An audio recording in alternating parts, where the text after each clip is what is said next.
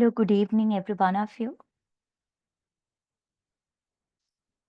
Hello, good evening. Good evening, madam. Right, okay.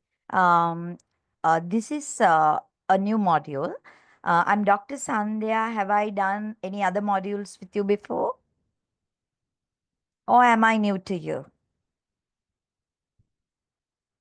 Hmm? Have I done any modules with you, or this is first time that I'm coming to your batch? Yes, please. Yes, madam, you have done so many lectures for us. I have done. Okay, then no problem. I thought that I'm new to you, Kayla, because it's a combined class. There are several batches and all that. Am I right?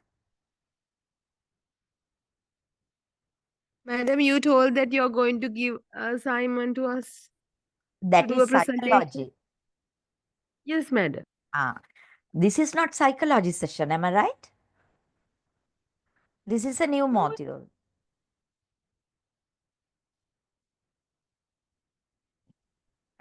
Today is a psychology lesson, Yes, ma'am. but according to the timetable, it is not educational psychology, no. But in It's our link, they have educational mentioned psychology. they have Ah. mentioned like that, madam. According to Ah. the timetable, madam, it's a curriculum theory, but they Ah. sent the Zoom link with psychology. So we will do psychology then. It's the same batch, no? Same students, Yes, no? madam. All Yeah, right. So same we have to students, go yeah. ahead with, because there was a cancellation, no, dear. Because of the power cut, right? Okay, I Yes, got two it. session. Yeah, okay, no problem. Sorry about it. Okay. And today I will actually talk to you about your psychology assignment as well. And we will continue to actually complete our uh, uh, syllabus, and we will finish psychology before getting into then curriculum theory and practice. Okay. I thought that it's scheduled for curriculum theory and practice because of that we are having that, but it's educational psychology. I got it. Sorry about it. It's my mistake. I have not paid attention to detail. No. Right. So then we last time we started learning. Am I right? Can you remember? We started what learning is, the unit learning. Am I Yes, right? ma'am. Yeah. Yes. I want your feedback. Then after what learning is, we started theories. We talk about Woolfolk's definition of learning by looking at 4 knots. You remember that, okay? Then we started discussing our theories. So under theories, I finished classical conditioning. Am I right? Yeah. Then what about operant conditioning by B.F. Skinner? Hmm? I need your feedback, dear. Did I do operant conditioning by B.F. Skinner? No, madam. Only classical conditioning. Or only classical conditioning? From Yeah. there, we have to continue. Okay. Yeah. Uh, uh, so I will get because I actually got ready for my curriculum theory and practice lecture notes, but I have the lecture notes. I'm opening them now for you. Psychology is the learning, is the learning. Okay, right. So I'm Madam, very opening. sorry. Still, we didn't get a single PPT, madam. Mhm. I have it in a zip file. I will try to put it into the chat also today. Okay. Okay, madam. Before we wind up, all the lecture notes in my zip file, I will put it into the chat box and I will send it to the coordinator as well. That would do, no? Yeah, remind me by 7:15. Are you okay? Okay, Can ma'am. you give me a reminder by 7, not 7:15, I'm very sorry, 9:15. Okay. Okay. Sure, ma'am. Right, okay. So now we are actually in the unit learning. We are in the unit learning. So far, we have covered the first one, introduction to psychology, and then we did lifespan development, a big unit. And then the third unit was cognition. And this is the fourth unit, unit for learning, right? So psychology of learning, you can see the PowerPoint. This is what I used last time. So I discussed with you all the definition, Woolfolk's definition of learning by looking at the 4 notes. Hope that you remember that. And then we started theories of learning, because there are different theories. They discuss how learning happens, right? If as teachers you know how learning happens, then you can facilitate the learning process. So I have taken 5 learning theories for the discussion. There are several, right? Ample learning theories, but we have taken 5 into discussion. And the first 2 theories of learning we discuss is classical conditioning and operant conditioning. I take I took them together because both are behavioral learning theories. Behavioral learning theories, you can remember on the very first day in the introduction to psychology, we discussed 4 major school of thoughts of psychology as behaviorism, psychoanalysis, cognition, and humanism. There are other schools of thoughts, but they are the 4 major. So if you take behavioral theories of learning, these behavioral learning theories um, were proposed by or they belong to behaviorism as a school of thought in psychology, right? You know what is their assumption? Our behavior, now psychology is studying our mind scientifically by looking at the observable behavior, because the mind is not tangible. So to study the mind, we look at the observable behavior of the individual. So that is their basic. Now, when it comes to behaviorism as a school of thought, they believe that our behavior, right? Our behavior is a result of our interaction with our environment, right? That is what the behavioral school of thought believes about the behavior, right? In order to actually understand what the mind is about, what our mind is like. So, according to behaviorism, because this classical conditioning and operant conditioning are behavioral learning theories taken from behavioral school of thought.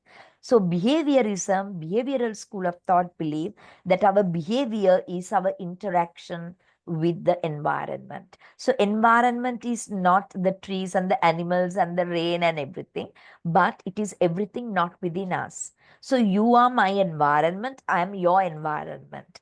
Your religion is your environment, your siblings are your environment, your neighbors are your environment, your peers are, your colleagues are your environment, your campus is your environment. Okay.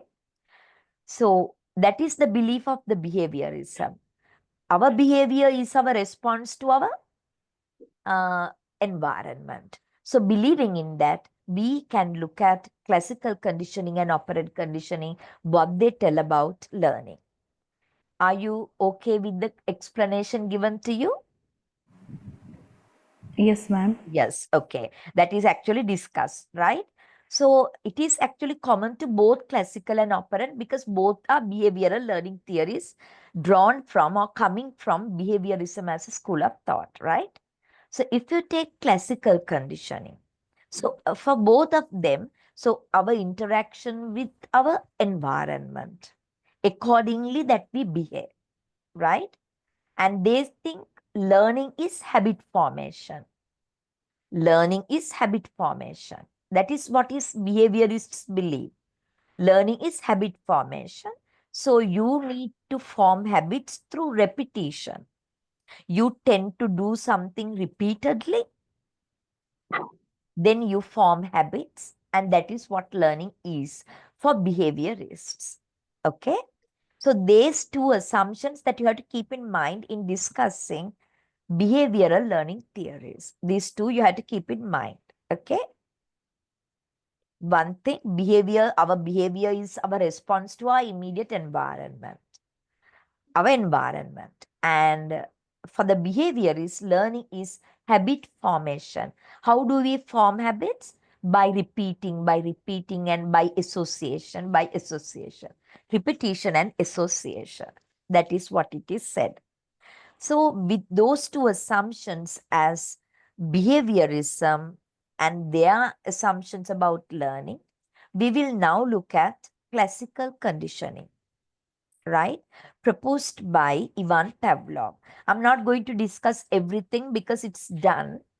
You all know the dog's experiment done by Ivan Pavlov, being a physiologist, a Russian, because psychology branched out from philosophy and biology.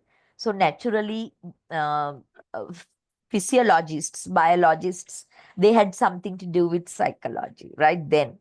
So he was doing an experiment with dogs. And in this dog's experiment, he was actually measuring the salivation process of the dogs, something to do with physiology. But he came out with this classical conditioning as a learning theory by as a byproduct of this experiment that he did with the dogs. So this is the story of the dogs, right? He kept dogs in a kennel, and to get the dogs to the kennel door, he rang a bell, right? He had to get the dogs to the kennel door for various purposes. One purpose was to give it food, and for other purpose also that he wanted the dogs at the gate, he rang a bell. So the concepts or the acronyms that you should know in discussing this dog's experiment, I will show you the acronyms you can see here. Right? US stands for unconditioned stimulus. UR stands for unconditioned response. You have NS, that is neutral stimulus. And what happened? Then you have CS, conditioned stimulus. And then you have CR, conditioned response. So condition means learned. Conditioned means learned. Now, Apikirani, you are made to think like that. You are conditioned to think like that. That is something that you have learned to do, right? But unconditioned means not learned. That means natural.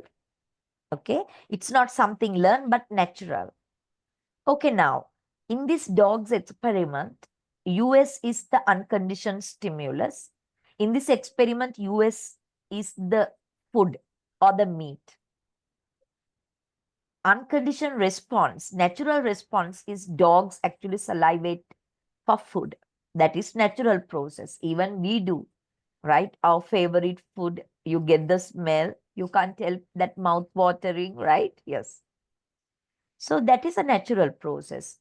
Dogs were given food, that is the unconditioned stimulus, natural stimulus, and the dogs salivate for the food, that is actually unconditioned response, natural response.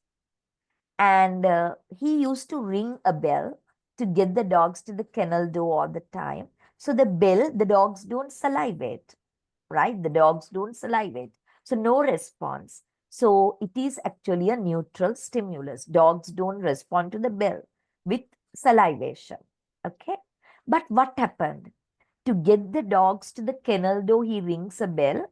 So most of the time to give it meals, right? Food. And he used to ring the bell.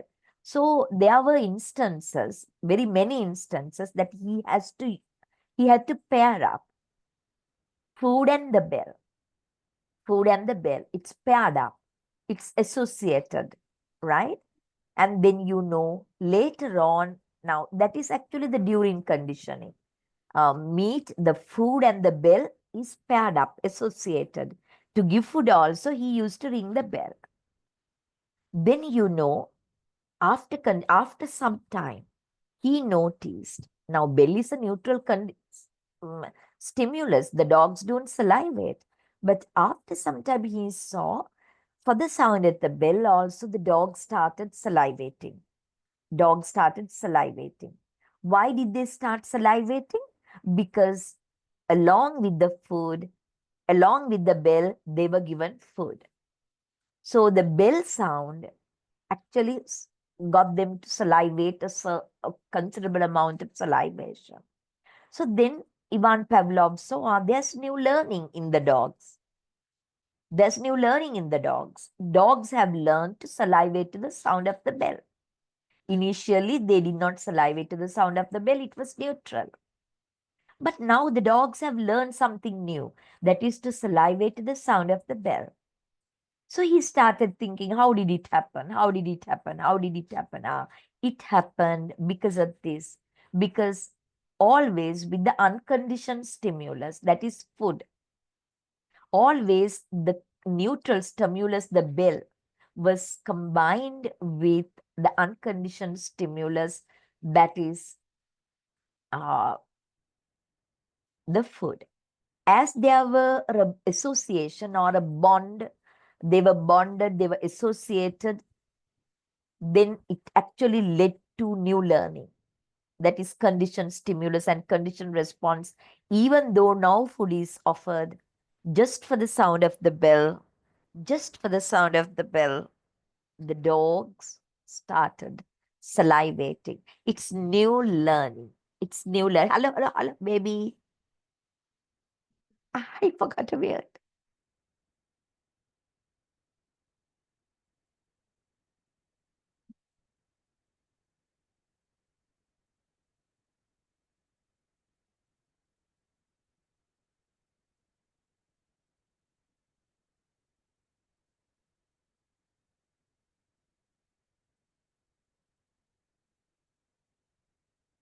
Right, okay, sorry about it, right? So you know that there is new learning. Initially, it was not there, now there's new learning. How did it happen? It happened because of the combination or bonding or association of unconditioned stimulus and the neutral stimulus. Is it okay? Hello? Yes, ma'am. Yeah. Now here, I will give you a classroom example now, right? It's the most important thing for you. I'll give you a classroom example. Now you have a student who doesn't show any interest in your subject. So this student is a neutral stimulus. Am I right? Am I right? Yes, ma'am. Yeah. He doesn't show any interest in your subject. So if you know educational psychology, if you know learning theories, if you know classical conditioning, you will think of applying it to bring about a behavioral change in this learner, right? You can transform this neutral stimulus, right, into a conditioned stimulus. How can you do that? The transformation of neutral stimulus to a conditioned stimulus happens because of the bonding or association of the neutral stimulus with what? Unconditioned stimulus, naturally occurring stimulus. Now, in this case, now you can think, this student who doesn't show any interest in my lessons, it's the neutral stimulus. So you want the transformation of this neutral stimulus to a conditioned stimulus. කැමැත්තක් දක්වනවා lessons වලට.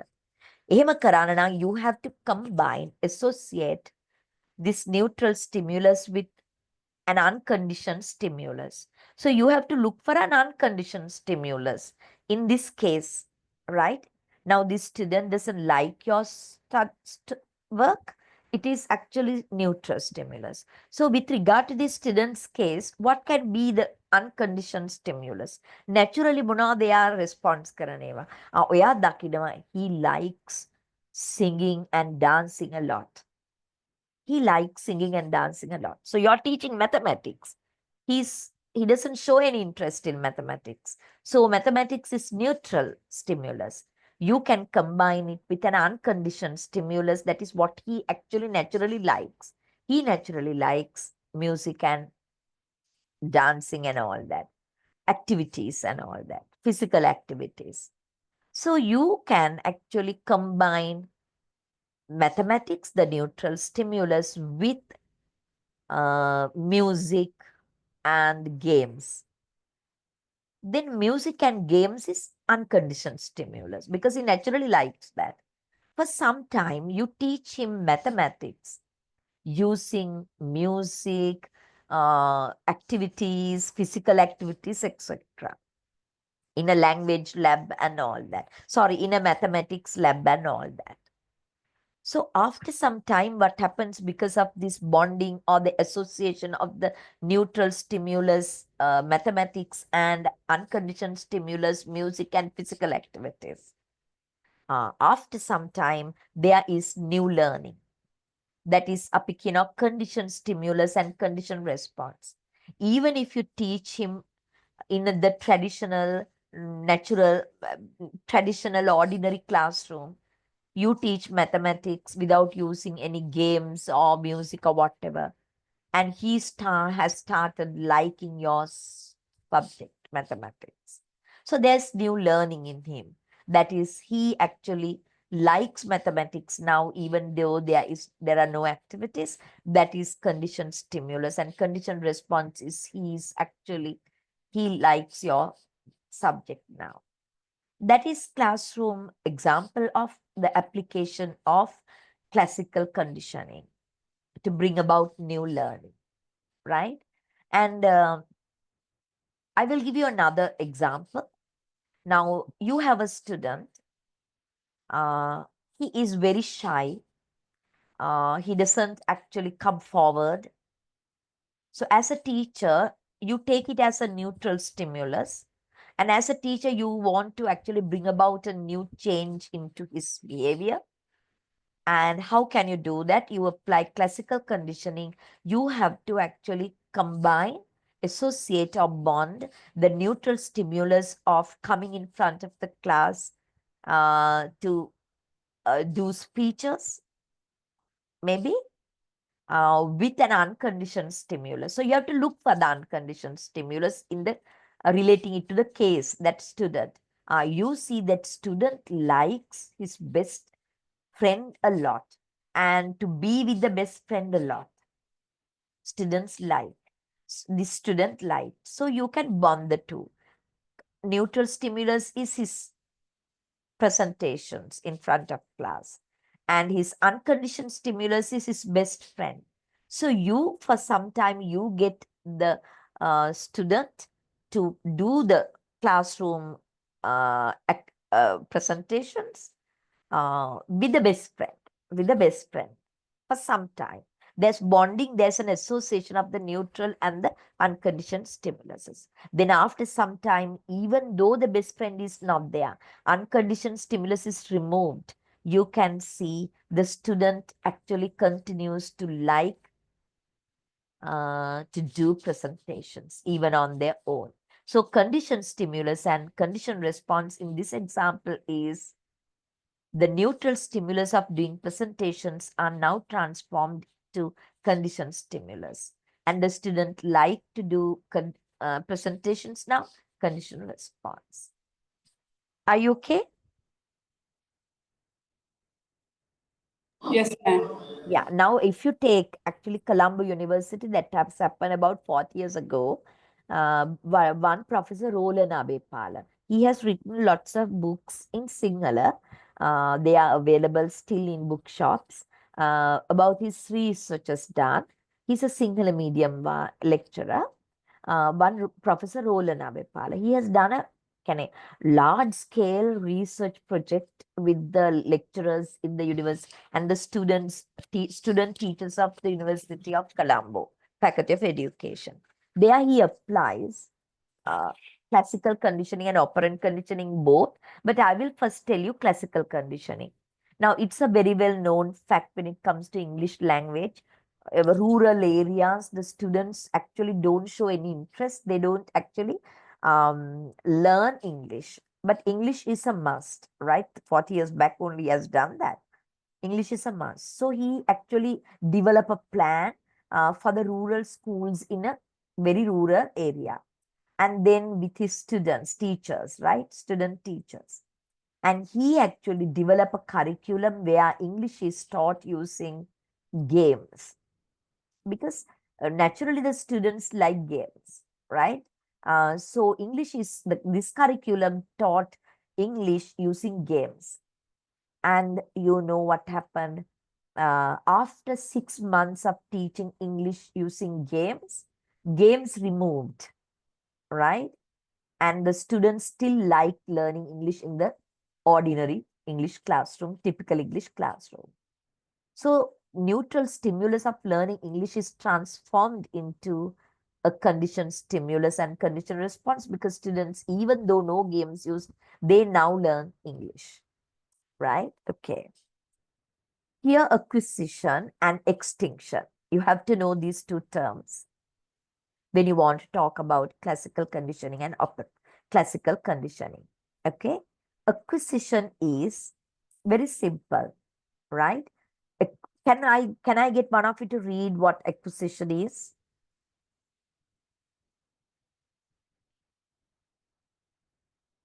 Can I get one of you to read what acquisition is? Shall I read, madam? Yeah, please go ahead, dear. Acquisition is the initial stage of learning when a response is first established and gradually strengthened. During the acquisition phase of classical conditioning, a neutral stimulus is repeatedly paired with an unconditioned stimulus until the new learning has taken place. Yeah. Thank you very much for nicely reading it. Yes. Thank So you. you all know repeatedly, because repetition, do it over and over, then it helps to form habits. Learning is habit formation in behaviorism. So this is how it happens, right? The neutral stimulus is repeatedly associated or combined or bonded with the unconditioned stimulus in order to bring about new learning, conditioned stimulus and conditioned response. That is termed as acquisition.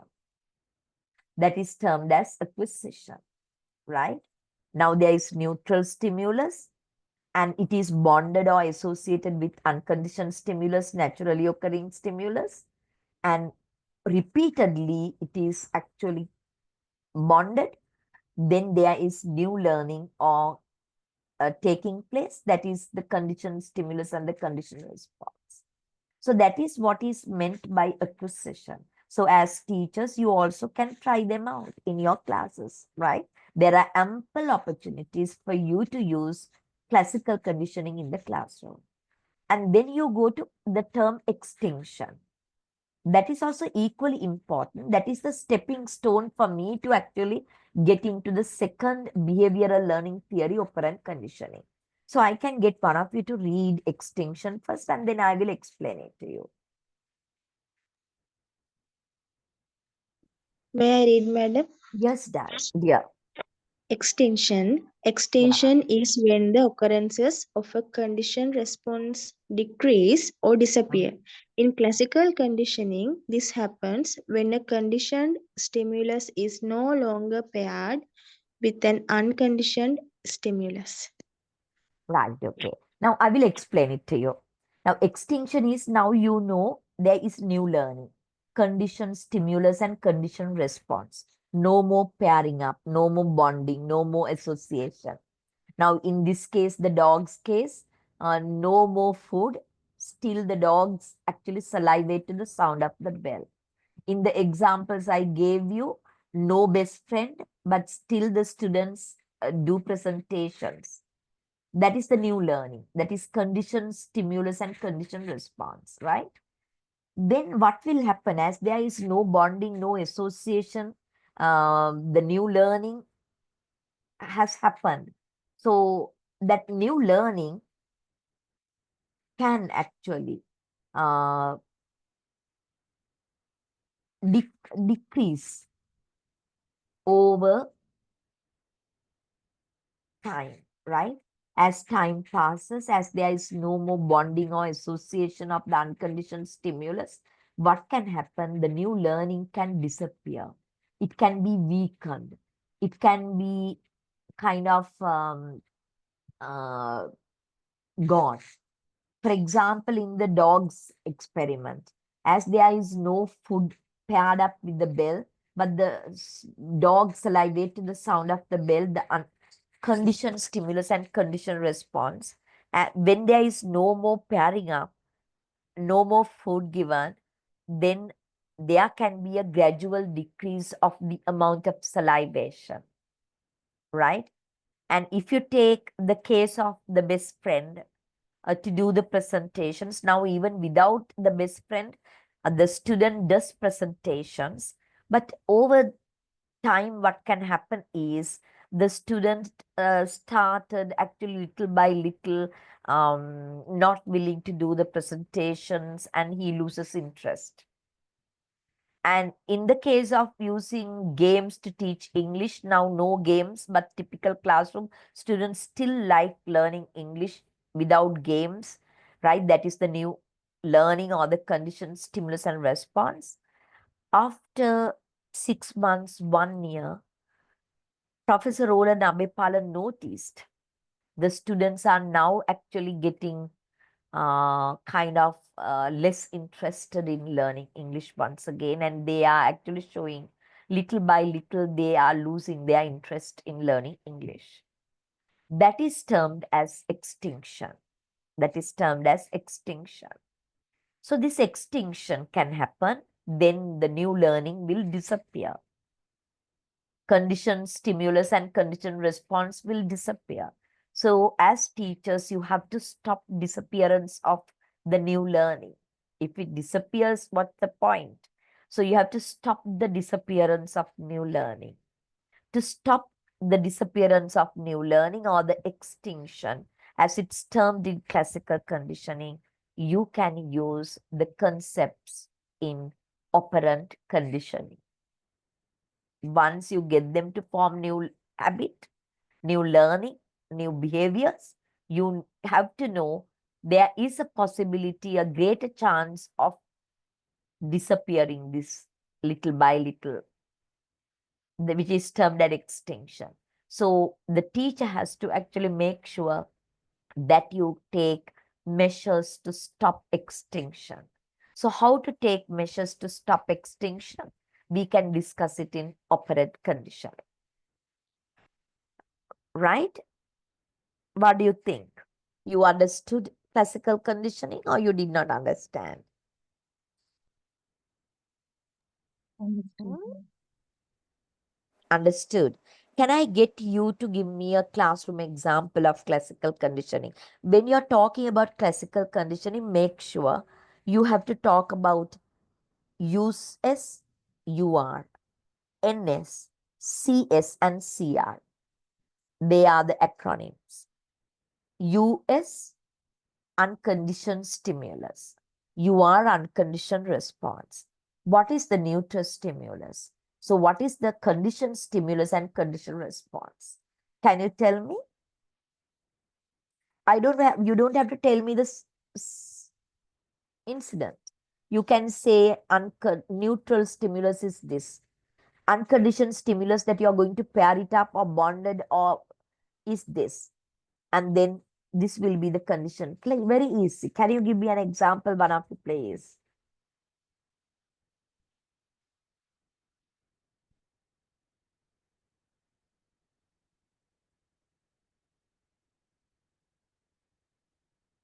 I'm waiting for you to actually give me an example of classical conditioning in the classroom.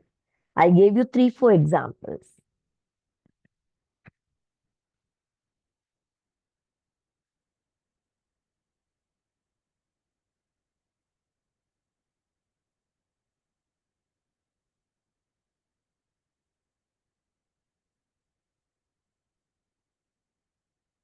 No one can give me an example. Very strange. Can you please?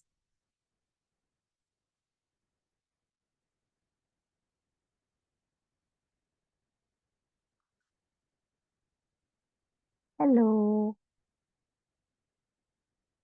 Are you listening to me? Am I audible to you? Are you connected? Can you respond? Can you respond? Ma'am, yes. Actually, I Yeah. have a situation. Actually, I don't know. I'm describing it the correct way. Oh, I'm doing foundation stage.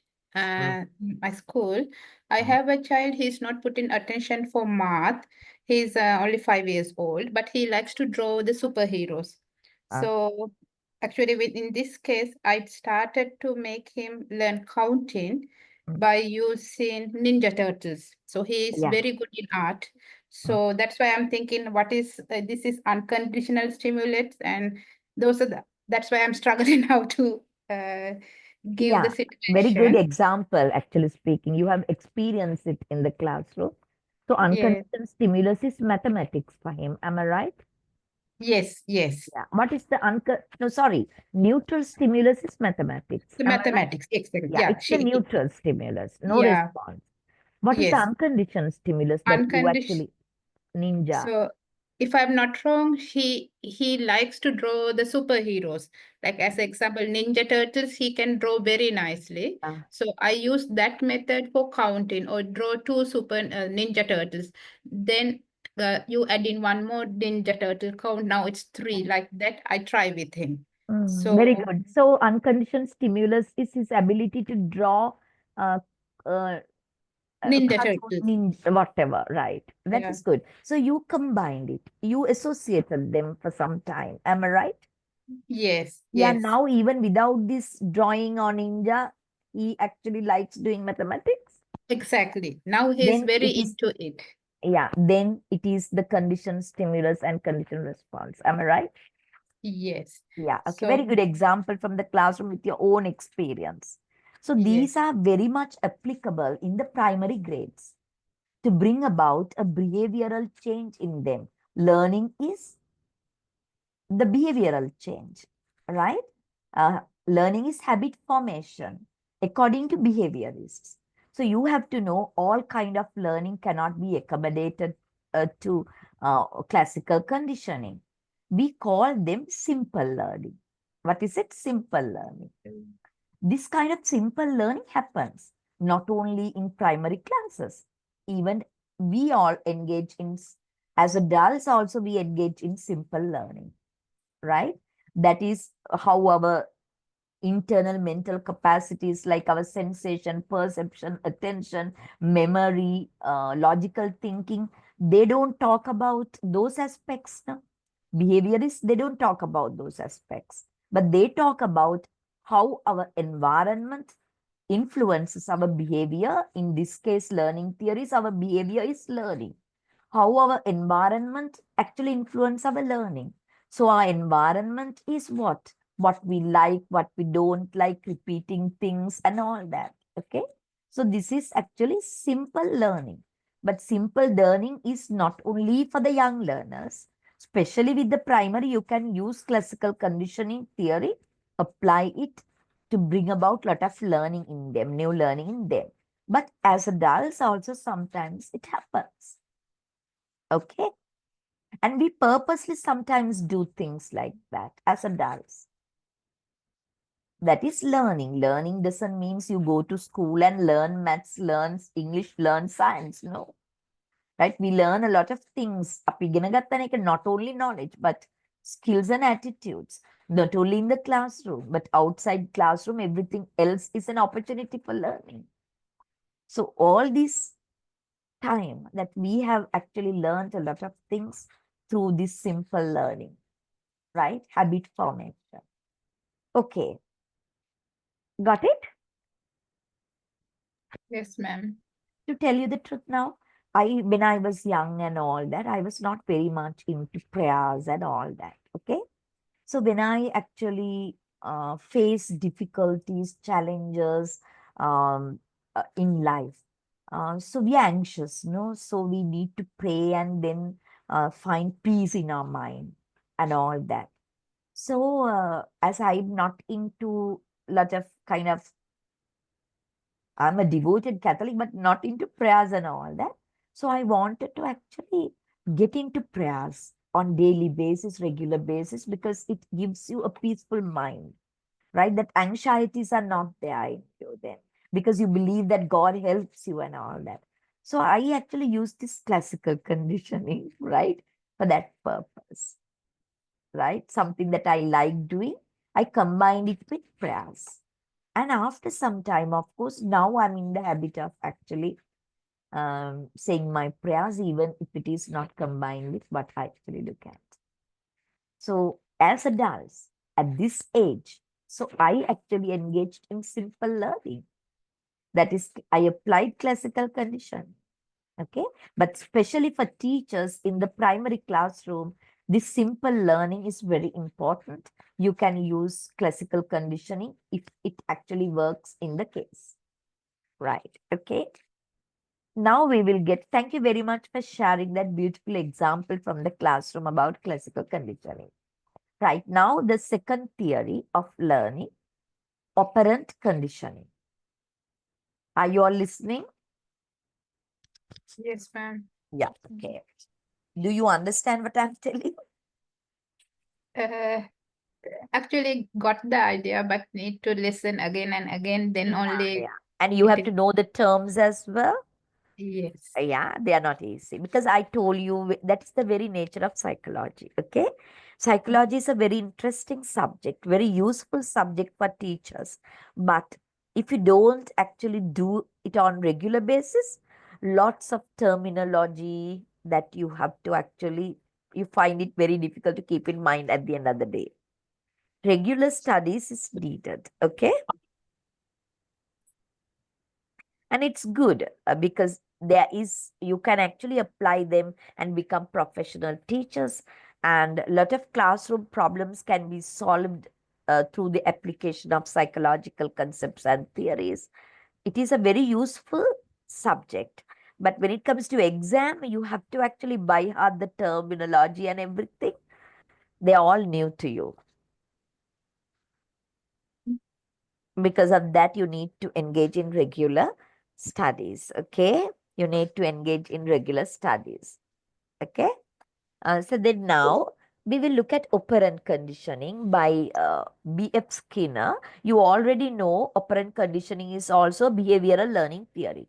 That means it belongs to behaviorism as school of thought in psychology. That means he also believes that learning is habit formation.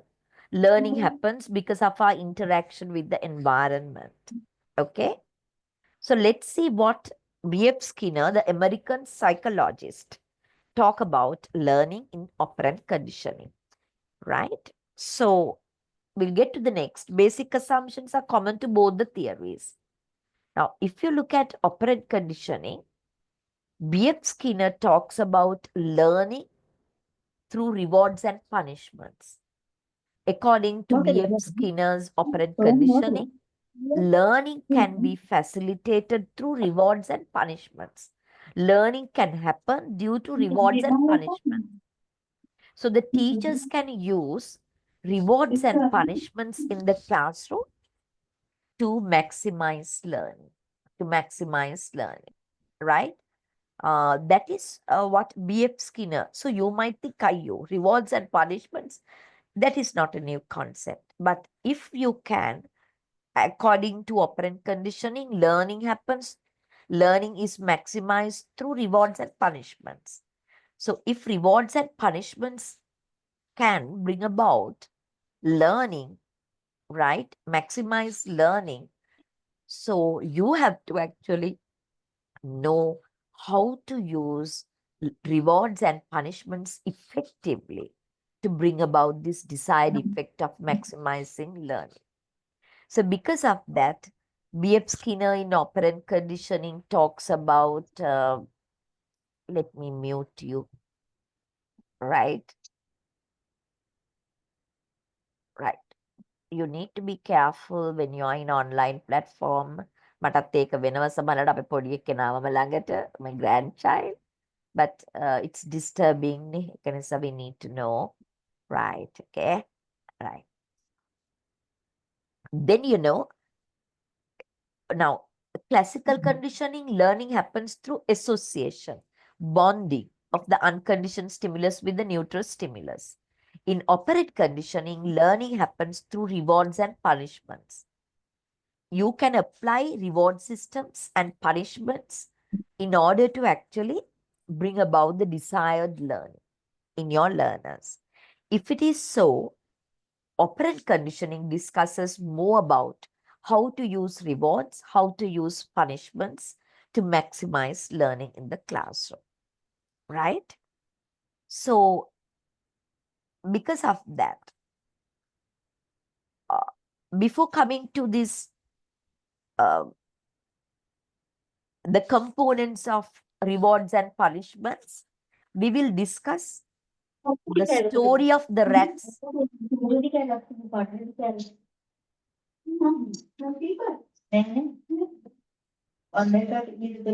I think it's Adhikari. AMS Adhikari. AMS Adhikari. AMS Adhikari.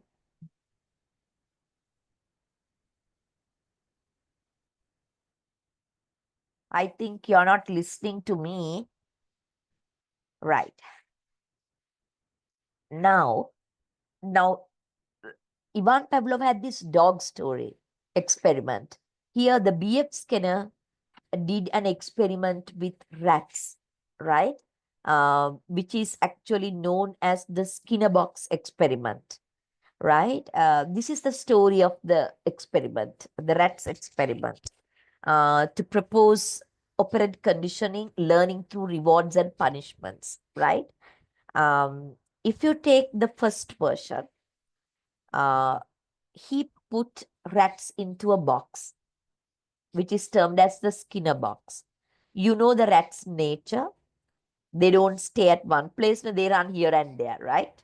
So because of that, when the rats were put into the box, the Skinner box in the experiment, the rats started actually moving to and fro, running here and there. And without any intention, unintentionally, right? Learning happens unintentionally as well. Without any intention, right? It's actually an accident. Accidentally, right? The rat stepped on a lever inside the box. The rat stepped on a lever inside the box. And once they step on the lever, right, it is pressed now, then actually the food pellets dropped in. Food pellets dropped in. So food pellets are the rewards, right? So they did not purposely press the lever, but they were running here and there, and actually accidentally, without any intention, they were stepping on the lever, and then they got the reward, the food pellets dropped in. Then B.F. Skinner saw that after some time, right, when once it is repeatedly happen, because they don't purposely do that, they just run here and there, they step on the lever, they get food pellets. Then the rats learned, after some time, the rats learned to actually press the lever to get the food pellets.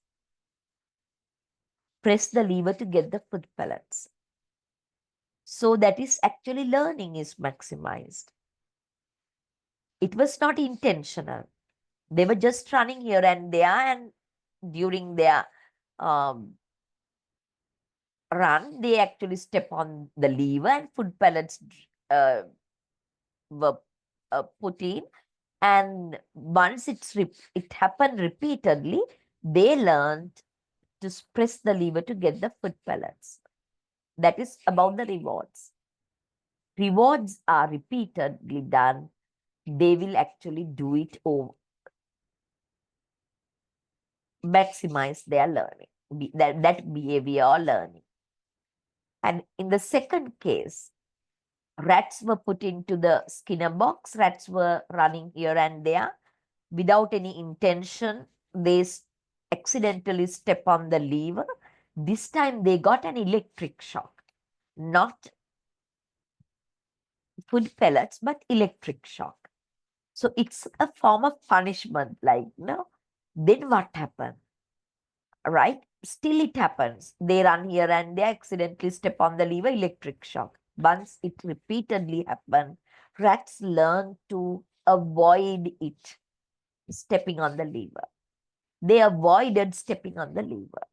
So the punishments can be used to decrease the bad learning, because they learn not only right things, they learn wrong things also, the four nots in the definition of learning. So if they learn the wrong thing, that you can use punishments to actually decrease that wrong learning. So this is how you can use rewards and punishments to actually maximize learning in the classroom as teachers, through rewards and punishments. But this seems to be very simple. But if rewards and punishments are applied to bring about desirable changes or learning in the learners, you need to actually use it effectively. For the effective use of rewards and punishments, right? The effective use of rewards and punishments.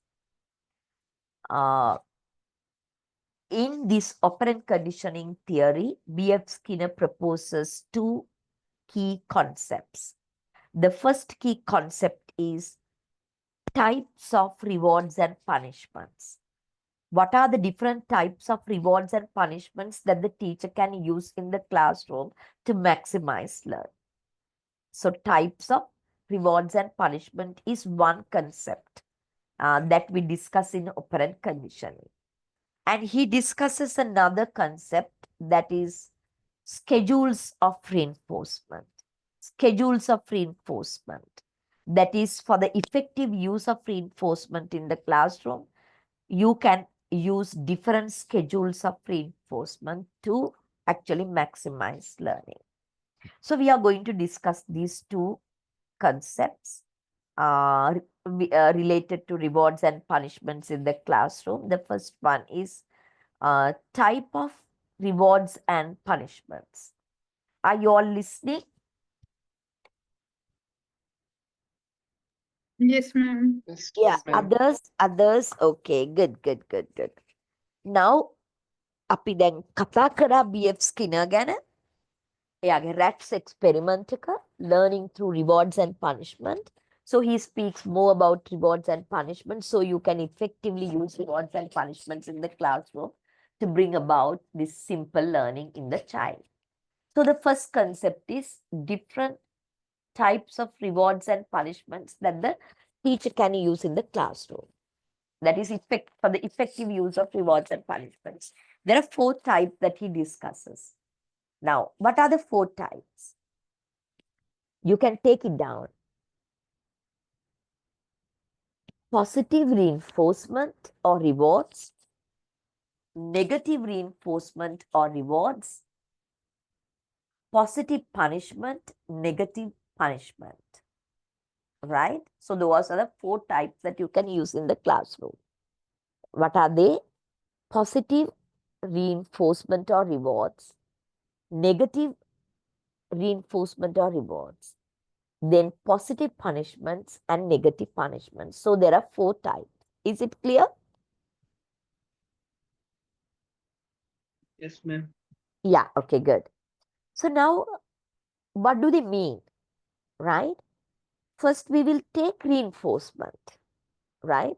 If you take reinforcements or rewards, he talks about two types, positive and negative. So reinforcements are always used to strengthen the right or the good behavior or learning, right? If it is you're using reinforcements or rewards, they are used with positive or good behaviors, right kind of learning, right? And if it is right kind of learning, you want to actually weaken that behavior or learning or strengthen that learning. You want them to do it more and more, or you want to weaken them?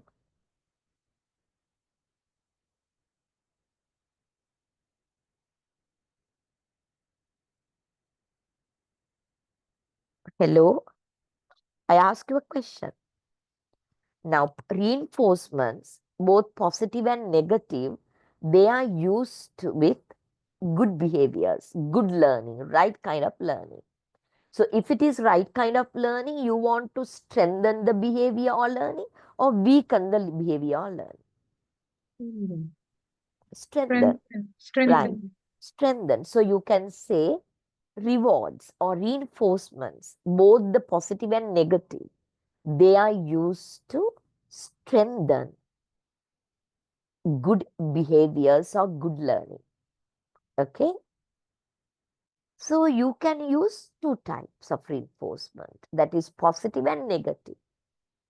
If it is positive, you always give something to the learner, right? If it is negative, you take something away from the learner. I repeat, if it is positive, you give something to the learner. If it is negative, you remove something from the learner. Now, this is positive reinforcement. So, reinforcement to strengthen good behavior. If it is positive, you are giving something to the learner. So, if it is to strengthen good behavior, you are giving something to the learner, you are giving something that the learner likes or doesn't like, desirable or undesirable, something that the learner desires or not desirable. Desirable, right? Okay, get an example. First, look at a good behavior, right? A good behavior, doing homework on regular basis. That's a good behavior. So you can use reinforcement to strengthen the good behavior, right? So doing homework. So if you're using positive reinforcement type, you have to give something to the learner that the learner likes.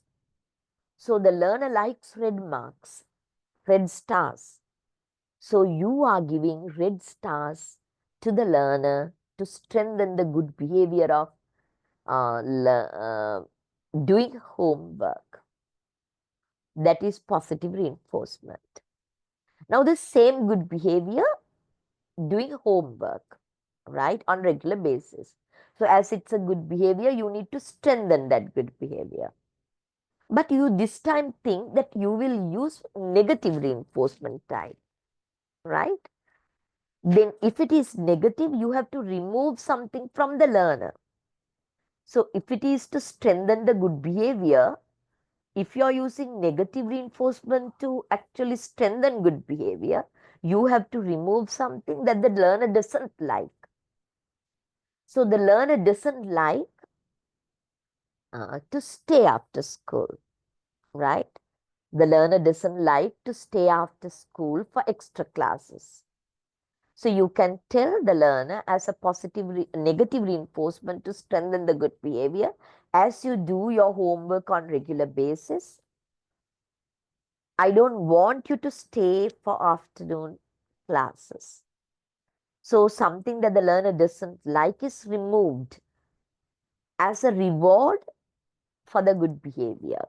That is negative reinforcement. Is it clear? Yes, madam. Yeah. But why negative reinforcement? Why not only a positive reinforcement? Can you have an educated guess?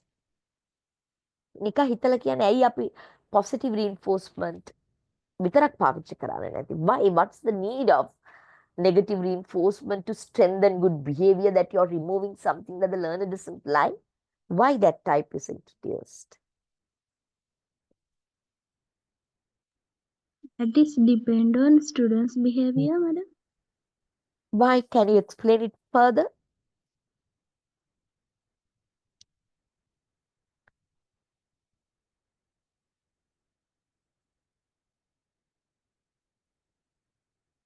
Can you explain it further?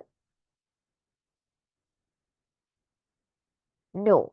අපි generally ගත්තොත්, if you actually use to give all positive reinforcement all throughout, they will actually become very selfish. They will do things only for the reward. Am I right? Am I right? If there is no reward, they will not do that. Am I right? Yes, ma'am. Yeah, because of that, education is not to actually get them to learn and then uh, employed well and all that. We have to actually develop their attitudes also. So we have to actually give them the thinking that you have to integrity. When you are not rewarded, also you have to continue to do be like that. So that kind of selfishness can happen with only of positive reinforcements. So because of that, it's good that the teachers can deny their use negative reinforcements as well. කියලා තමයි කියන්නේ. Okay, got it. Now we go to the other two types of rewards and punishments. This time it's punishments. So there are two types of punishments as well. Now that is positive punishment and negative punishment. So we will first look at punishment. Punishments are always given or applied to good behaviors or bad behaviors. It's a common sense thing. Punishments are applied to good behaviors or bad behaviors, good learning or bad learning. Bad Bad behavior. learning. Bad learning. So we have to strengthen them or weaken them. Weekend. Weaken them. So you can say punishments are applied to weaken the bad behaviors, because in the definition of learning, we look at knots. The students learn not only right thing, that means they learn bad things, wrong things as well. So we have to weaken them if it is the wrong learning, if it is the bad behaviors. Okay, we need to weaken them. We can apply punishments. There are two types of punishments that we can apply. That is positive and negative. Positive, now we have to give something to the learner. Negative, now we have to remove something from the learner, right? It applies here also, but differently. If it is the bad behavior of disturbing the class, okay, the child has the bad behavior disturbing the class, so the teacher can use positive punishment. Teacher can give something to the learner, positive punishment. So as a punishment, if you are giving something, you will give him something he likes or something he doesn't like. Then he doesn't like. Yeah, definitely, yes. So the bad behavior of shouting in the class. So he doesn't like to uh, he doesn't like to uh, he doesn't like to sweep the class, right? So you tell them, you were shouting and disturbing my class. Today, after school, you have to actually clean the whole classroom, sweep it and arrange it and go. Under positive punishment, you gave him something that he doesn't like. That is positive punishment, to actually weaken the bad behavior of shouting. So next time he will not shout. He will think twice before he shouts, because he doesn't want to stay after school, right? Right. Then we'll come to the negative punishment. So in negative punishment, if it is negative, we have to take away something from the learner. And if it is as a punishment that you are taking away, it has to be something he likes that you are removing. Okay. Now, the same bad behavior, shouting in the class. You know that he likes to go to the grounds during the interval to play with friends. So you tell him, you can't go to the grounds today during the interval. You have to stay in the classroom. Now you're removing his interval time, play time, as a punishment to weaken the bad behavior. Got it?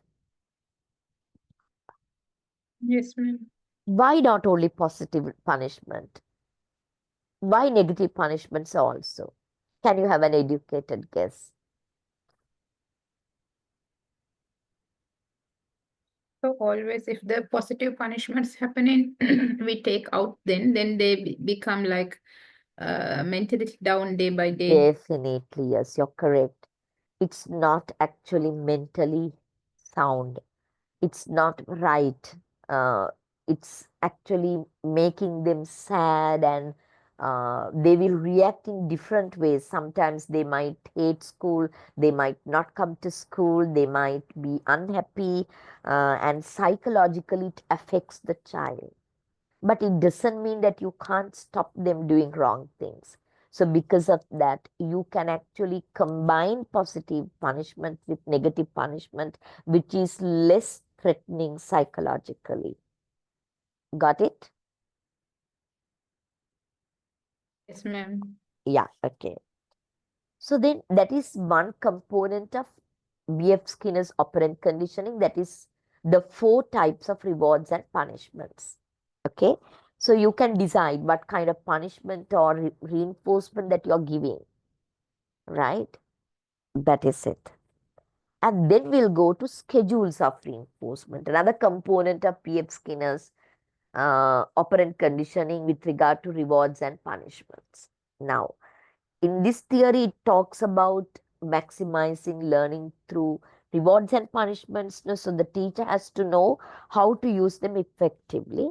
And this concept is actually reinforcement schedules.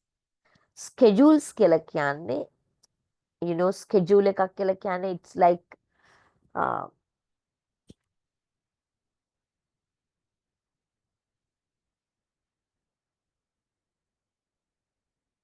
schedule එකක් කියලා කියන්නේ, it's like, different ways of applying and administering and all that. Okay, so you also can decide which schedule is the best with this case scale, without just all the time giving them rewards without any understanding, is not effective. Okay, it's not effective. So because of that, your knowledge about schedules of reinforcement will definitely uh, make your use of rewards and punishments in the classroom effective and efficient. So according to the schedules of reinforcement, you can first look at 2 types: continuous reinforcement and intermittent or partial reinforcement. Continuous reinforcement, intermittent, and or partial reinforcement. Now, what is continuous reinforcement then? Each and every time a good behavior occurs, I repeat, each and every time a good behavior occurs, the teacher rewards the child. Each and every time the good behavior is displayed, the student is entitled for a reward. The teacher gives a reward. That is continuous reinforcement, right? But you all know it's not practical. It's not practical all the time, right? Then if it is not practical, why do we have to use continuous reinforcement, giving a reward each and every time the good behavior is performed? It serves a purpose until they form the habit, until they display the new learning.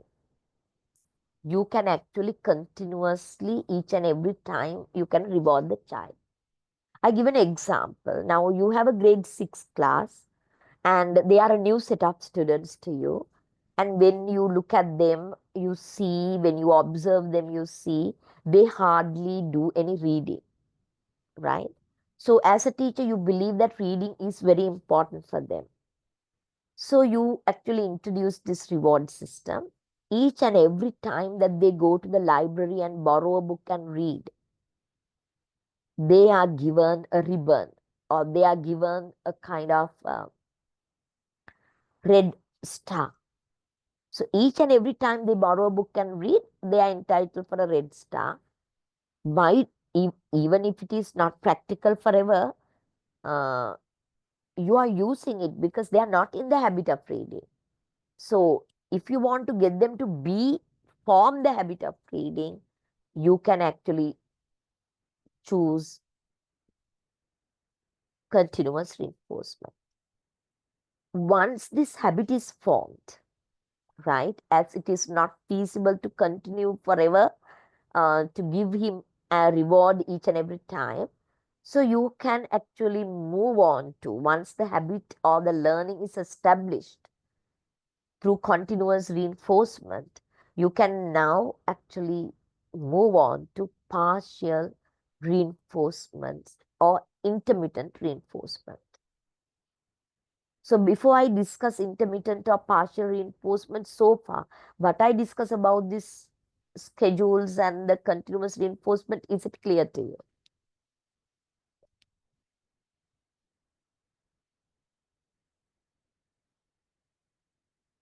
Is it clear? Can you do it? Can you tell it again, please? Sorry. Okay, I will. Others also please respond. Yeah, ma'am, please repeat it. Right. So you mean the schedules of reinforcement, right? Yeah. Yeah, Yeah. okay. Now listen carefully. Now, schedules of reinforcement. When and where that you can reinforce the child, right? It's efficient and effective ways of reinforcing. You need to know the schedules of reinforcement. So when it comes to basically the reinforcement, you can actually put them into two baskets. One is continuous reinforcement. The other one is intermittent or partial reinforcement. So continuous reinforcement means each and every time the child shows the good behavior, each and every time the child shows a good behavior, the child is rewarded, right? Partial or intermittent means you're not going to reward the child for each and every good behavior performance. Instead, you're going to do it partially, and there are different ways of doing. We will be discussing it after this. Now back to continuous reinforcement. Okay. Each and every time that the child displays a good behavior, whatever it is, right? The child is given a reward. Okay. For example, the child uh, does homework. Each and every time that he brings the book and get your signature by doing homework, you give him a reward, a red star, whatever. But we can go beyond and all that, right? Now, suppose your students are not in the habit of reading. They are not good readers. So you think of actually applying operant conditioning by B.F. Skinner to put it right, to get the students to read and go to the library and then read. So your plan may be that you actually get the students to borrow books. Each and every time that they borrow books from the library, they are given a red star. Each and every time. So until they establish the good habit, you can actually use continuous reinforcement. But I don't think that you can continue to actually give continuous reinforcement because there are practical issues. There are practical issues. Okay. Now, so if it is not each and every time that you reward the child, then you can actually connect it with intermittent or partial reinforcement. Intermittent or partial reinforcement. Okay. So partial or reinforcement means you're not going to reward the child each and every time that they perform the good behavior. You're not going to reward the child each and every time that they or he or she performs good behavior. Okay. So why? Because continuous reinforcement is actually not practical, right? So once they establish the good habit through continuous reinforcement, as it's not practical, you can decide on moving on to intermittent or partial reinforcement. That means you're not going to reward the child each and every time the good behavior is performed. Instead, you will actually choose. So there are four ways of choosing. There are four ways of choosing. So before we talk about the 4 ways of choosing intermittent reinforcement, we'll take 1 or 2 minutes break. Okay, is it okay? Only 2 minutes. Is it okay? Yeah, Okay, ma'am. ma'am.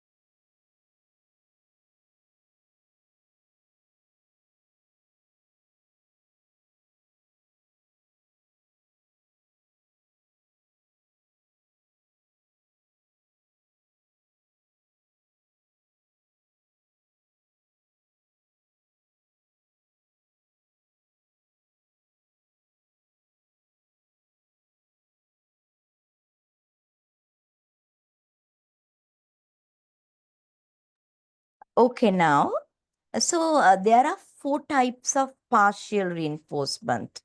That is, you're not going to reward the child each and every time that he shows the good behavior. Are you listening? Yes, madam. Yeah, Yeah. okay.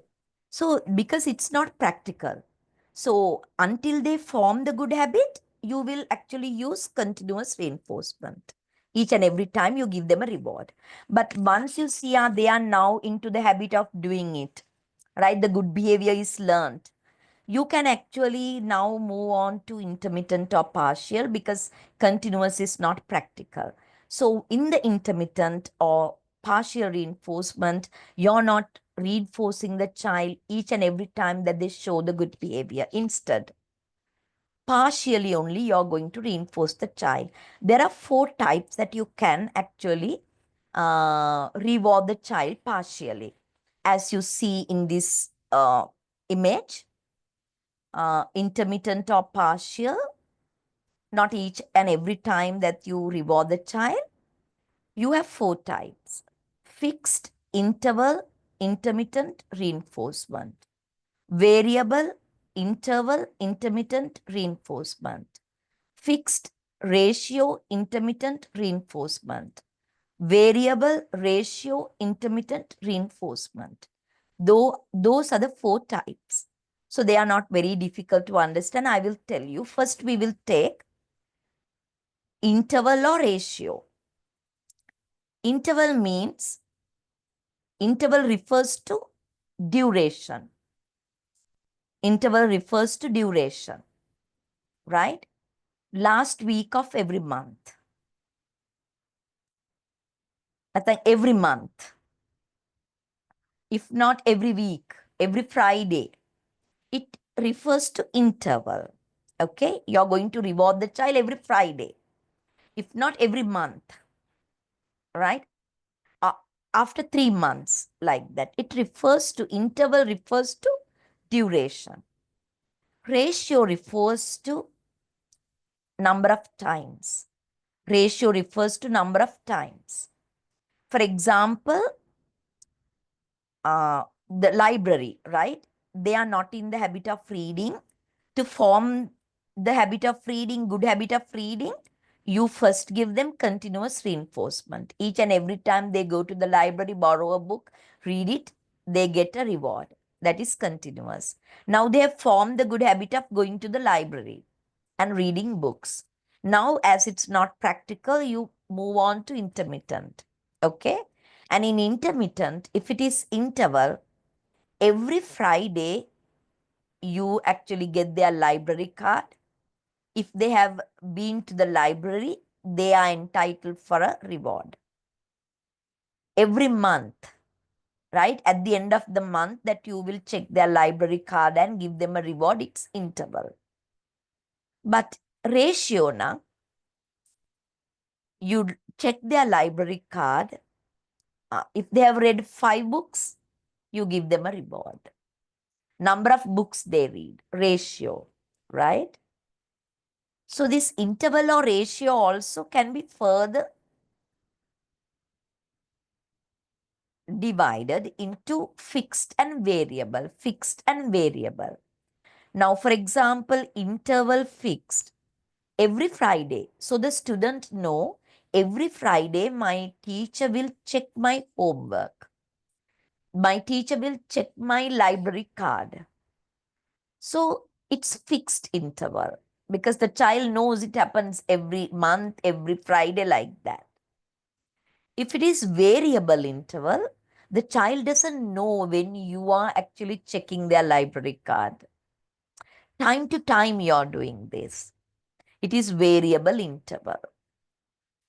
If you take ratio, number of books, you have told the students, if you have read 5 books, you can come and collect your reward. So it's fixed ratio, right? So they are more motivated because why? They know if I complete 5, then I get this. But variable ratio, you don't specify, right? This time you look at the library card, you have read 10 books, no? So those who have read 10 books can come now, right? Then next time you tell them, if you have read 5 books, please come. You are entitled for a reward. So next time you say, have you read 7 books? Come and collect your reward, like that. So it's variable. So out of this fixed and variable, it may be interval or ratio, it doesn't matter. Which is more suitable or more motivating and which is actually not very motivating, fixed or variable.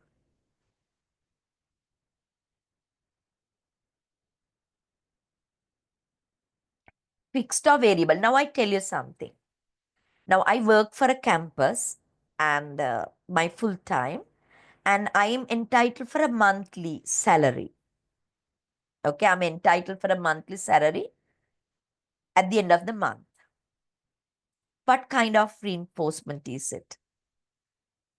Every month at the end that I'm entitled for the salary. It's the same amount. What kind of reinforcement that I'm getting there? Fixed interval.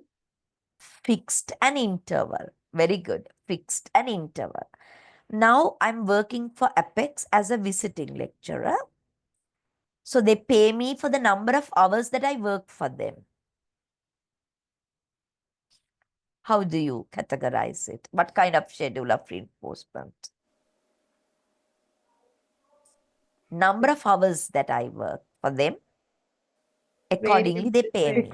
Ratio and variable. It's ratio and variable. This month, maybe it's 10 hours. Next month, it may be 2 hours, like that. So it's variable ratio. Which is more motivating, fixed or variable?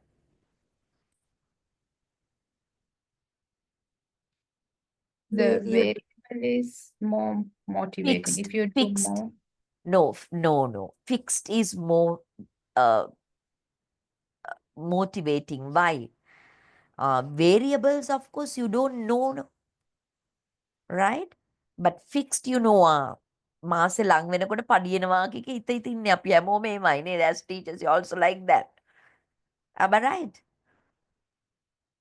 and same the other way, if we work more hours, we can have more money.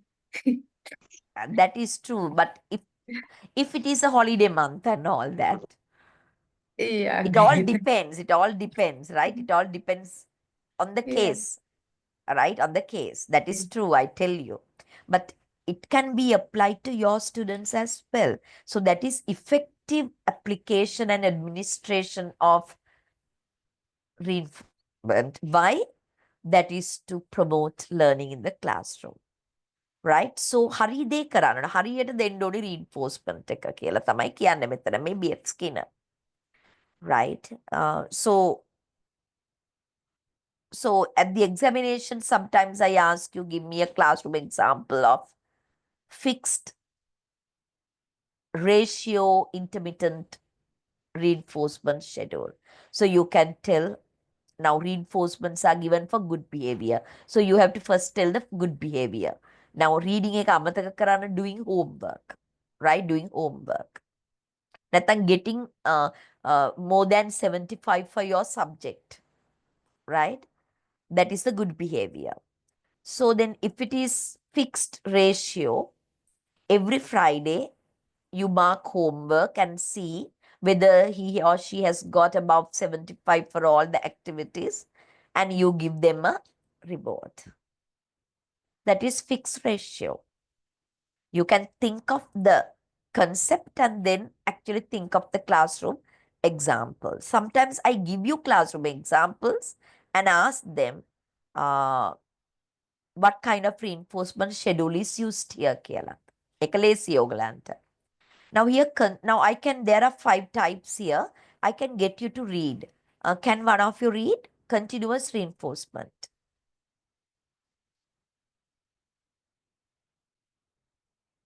Can one of you read continuous reinforcement?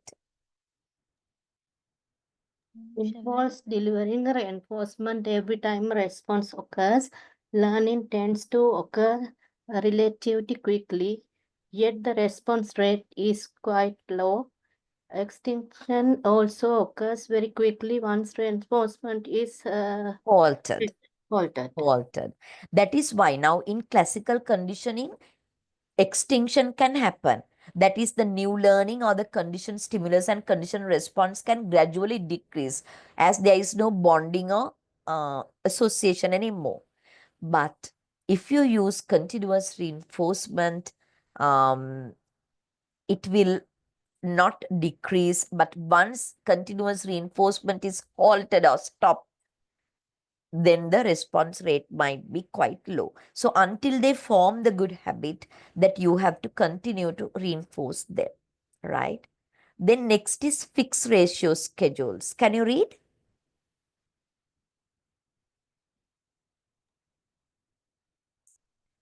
Ratio schedules are a type of partial reinforcement. Responses are reinforced only after specific number of responses have occurred.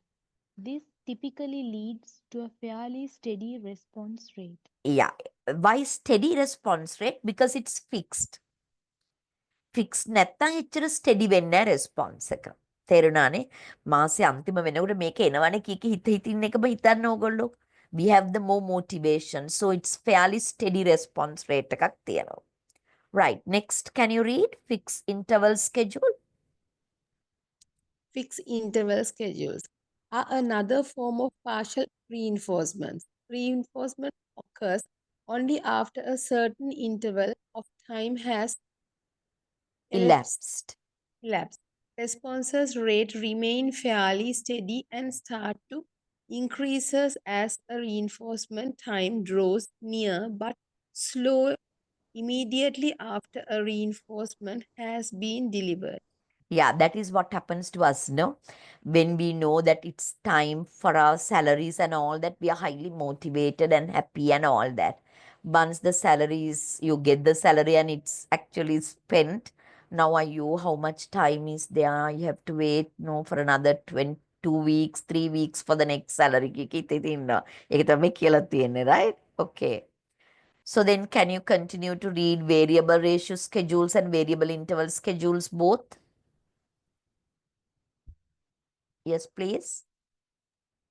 Variable ratio schedules are also a type of partial reinforcement that involve reinforcing behavior after a varied number of responses. This leads to both a high response rate and slow extinction rates. variable interval schedules are a final form of partial reinforcement Skinner described. This schedule involved delivering reinforcements after a variable amount of time has elapsed.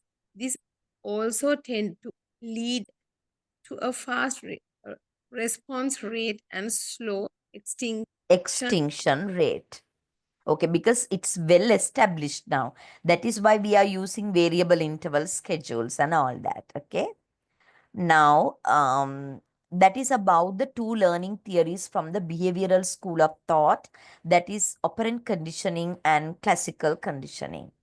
So, this is applied in the classroom, and it talks about simple learning, that is habit formation. Learning is habit formation. So, because these two theories belong to behaviorism as a school of thought, so for them, learning is habit formation by repeating and doing it over and over, right? And then, Ivan Pavlov's classical conditioning and B.F. Skinner's operant conditioning.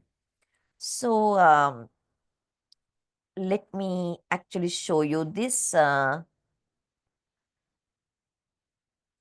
will not actually discuss everything with you, but I will put it into the chat. Here you can see, if you can answer these questions, you do it. Define the term learning. You can actually define it by referring to the Woolfolk and the four knots. Can you do that?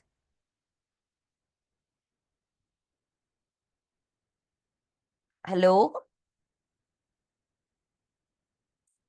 Hello? Lamai? Yes, miss, we can do that. Yeah. So then number 2, name two behavioral theories of learning quickly. What are the the behavioral theories of learning we learned?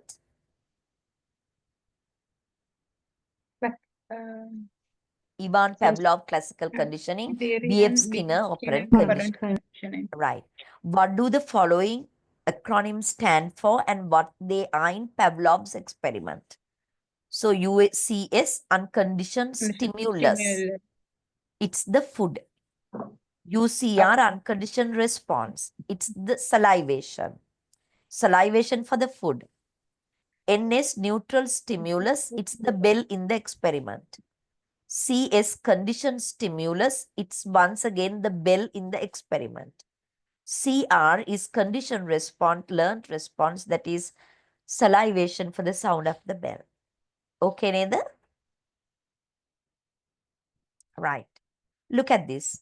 Arun shows no interest in mathematics, but he likes being in group A. How can you apply the notion of classical conditioning to bring about new learning or behavior? In that, what are the following? In this example case, what is the UCS, unconditioned stimulus?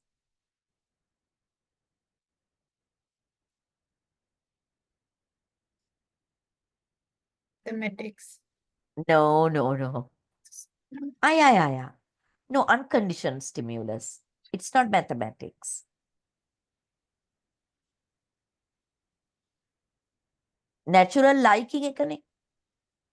He likes to be in the group. එහෙනම් group A is the Okay. unconditioned stimulus එක group A. Yeah. Unconditioned response එක his liking towards group A. Okay? Neutral stimulus එක මොකක්ද? Mathematics.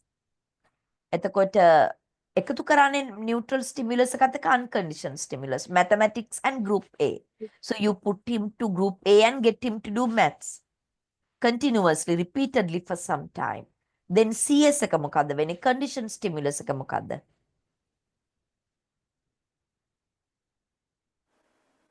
He will be interested in math. No, mathematics is the neutral stimulus. Sorry, neutral stimulus is mathematics. Conditioned stimulus එක තමයි neutral stimulus එක transform කරා. එහෙනම් ඒකත් mathematics. Conditioned response එක මොකද්ද? Liking for mathematics. Am I right? Yes. Right. What term is given to the finding that a response is reduced if it is no longer strengthened?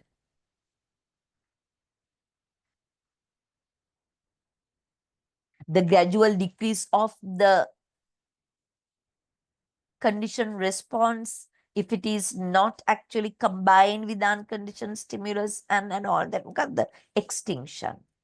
What term is applied to the ඒක මං කරේ නෑ ඔයගලන්ට.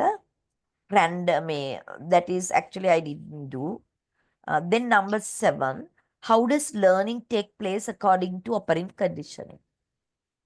Classical conditioning කොහොමද learning වෙන්නේ? Association, bonding of unconditioned stimulus and the neutral stimulus. Okay. In operant conditioning, how does learning happen? උත්තර දෙන ටක් ගාලා මේ අද කතා කරේ. Rewards and Rewards and punishment. punishment.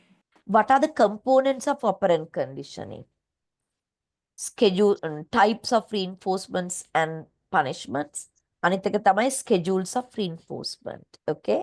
Underlying the correct answer. What is positive reinforcement? What is the correct answer?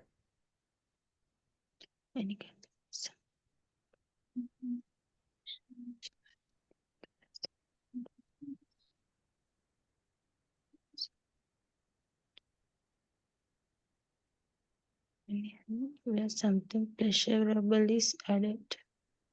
Same answer is repeated. Same ne? answers repeated, yeah. Yeah. But anyway, what is the correct answer then? B.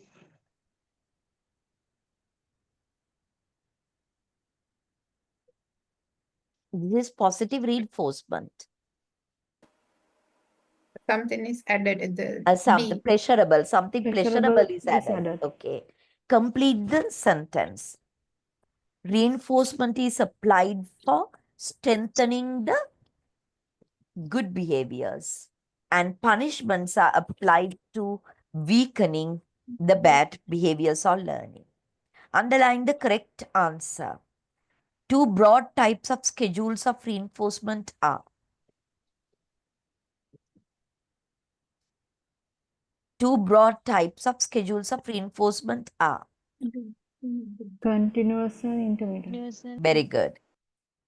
If we reinforce the desired response every time it occurs, we are using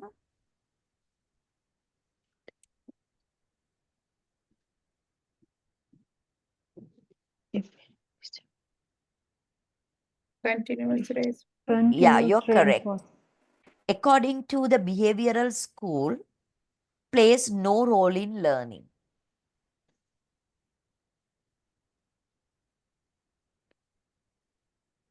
Experience, environment, nature, punishment. According to the behavioral school, plays no role in learning. Experience, environment, nature, punishment. Punishment to තියනවනේ ඉතින්. Punishment අපි කතා කරානේ. Yes, madam. Actually, this is wrong, actually, right? This is wrong question. It's tricky and wrong. And then next, giving a student extra homework after they misbehave in class is an example of.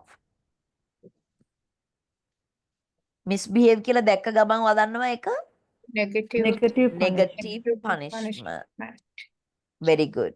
Give something for the bad behavior. Schedule of reinforcement are based on number of responses, while schedules of reinforcement are based on elapsed time. A, B, C, D.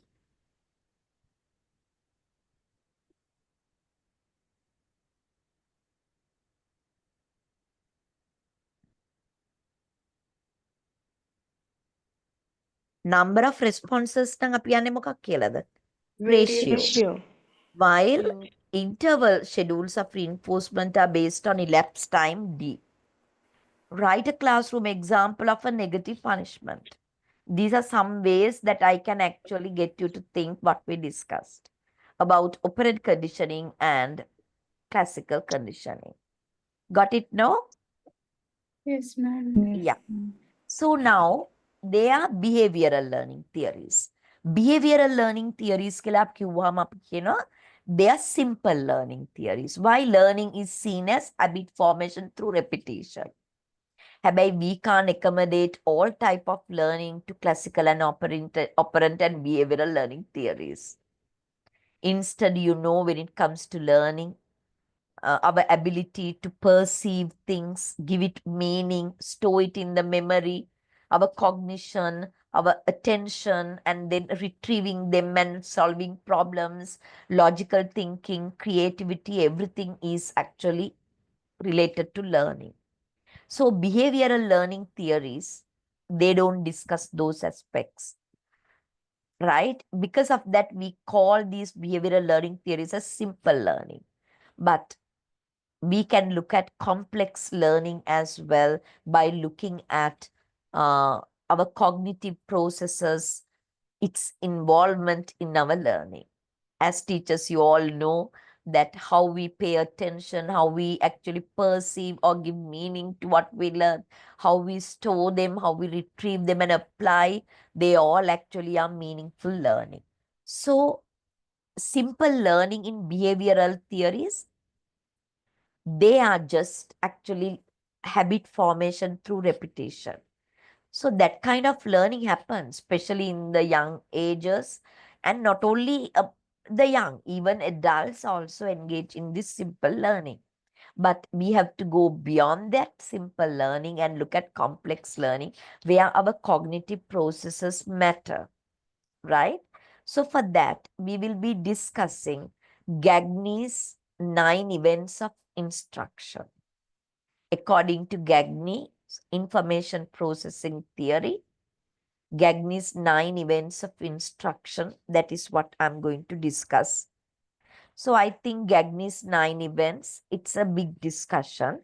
But before that, it's 9:15 and I told you that I need to actually give you all the lecture notes, Kela. So we have only one more lecture.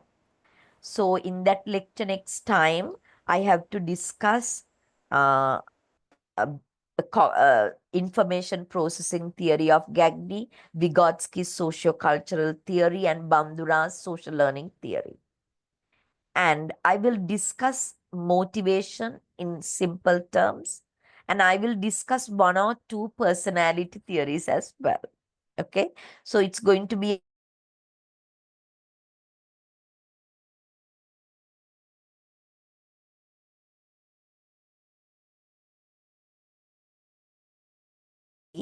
looking at the assignment. What can I give you as the assignment? Lecture materials. Okay.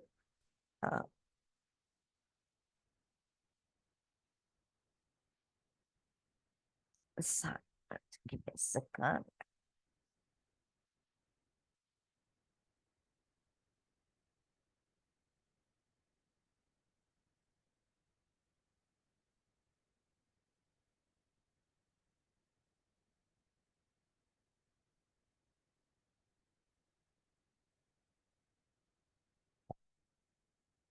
Right.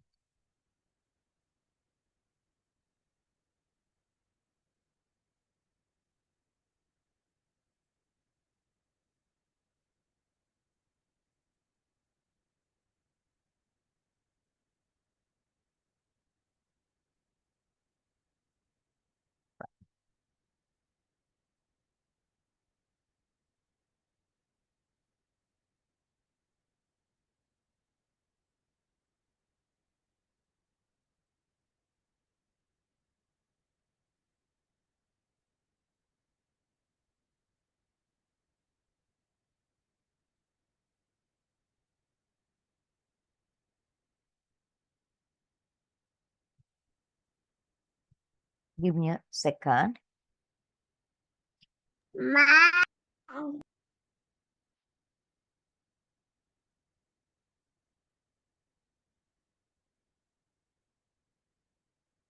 Anyway, your presentation is going to be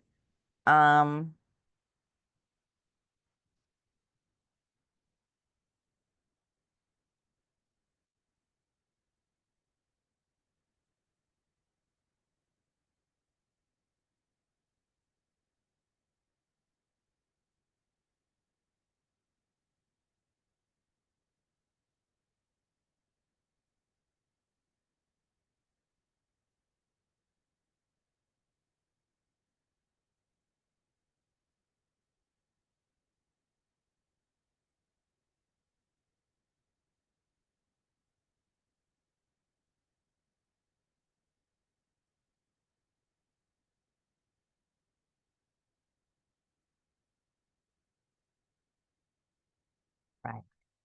So I have actually 4 topics. I want you to, I will give you instructions through the coordinator, but for the time being, I will be actually giving select any topic and do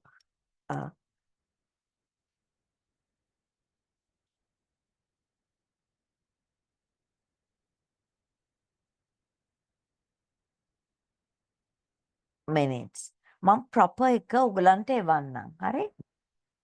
Okay the? Okay, ma'am. දැන්ට මම මේක දාන්නම් ඔයගලන්ගේ chat එකට. So let me put it into chat. No, no, no, no, no. Okay.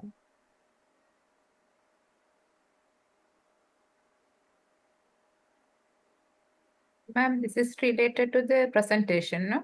Yeah, yeah. This is actually the topics for the presentation. Mama, I will be definitely sending you all the instructions properly written.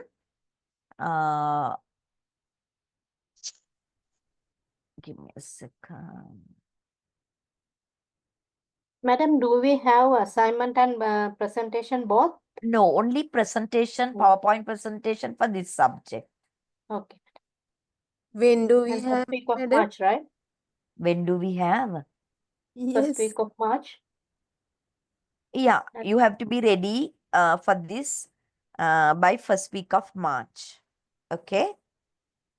This is not official, but you can select. Now you can download it and see. Now you can check. There are 4 topics given. You can select one of them and be ready. Okay. Can you download it and see?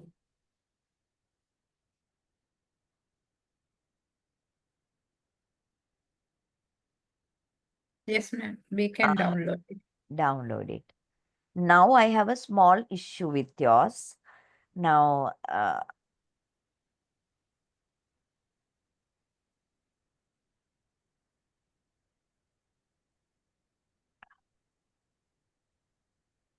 now when it comes to personality and all that, I'm not going to do it right now, okay?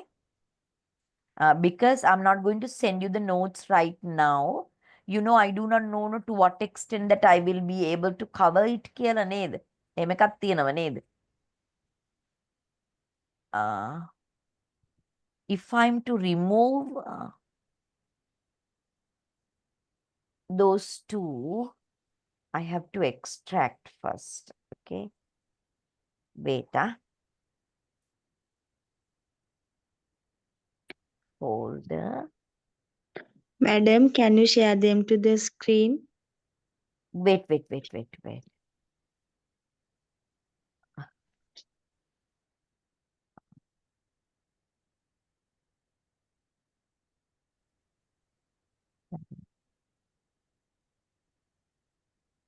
Now start actually reading,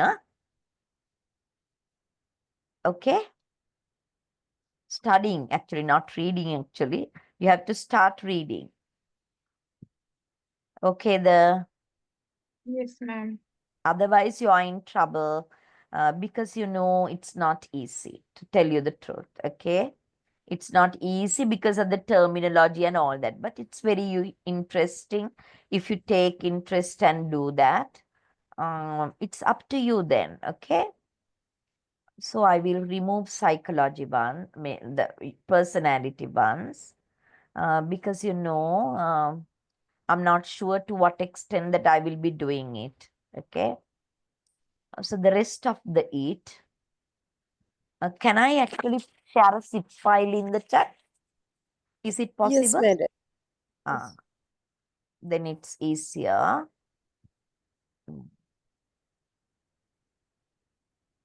Wait. Compressed zip.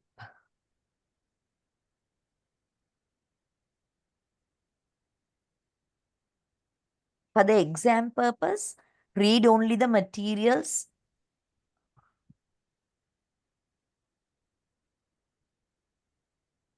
Okay.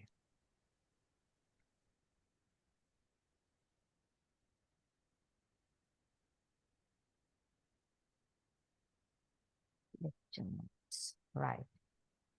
Mhm.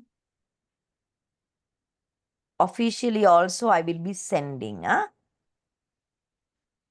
What is shared there?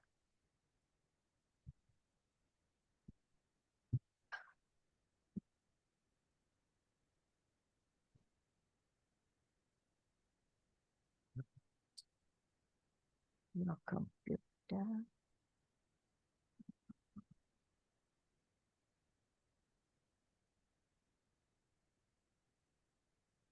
Next.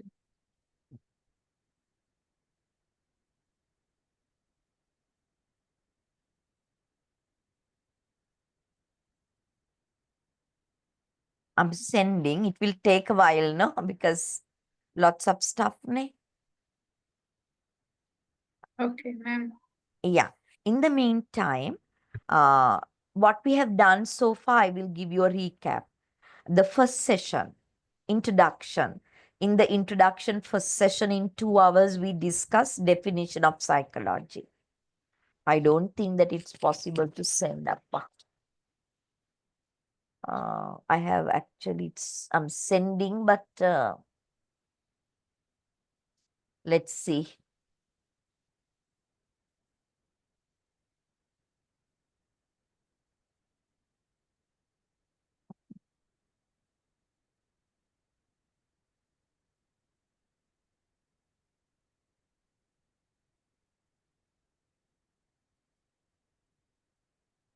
Oh. Will it take more than 6 minutes? Because we have only 6 minutes. It's depend on the internet speed, madam. You My have, internet speed is also not actually good. And you need to download also, no? yeah.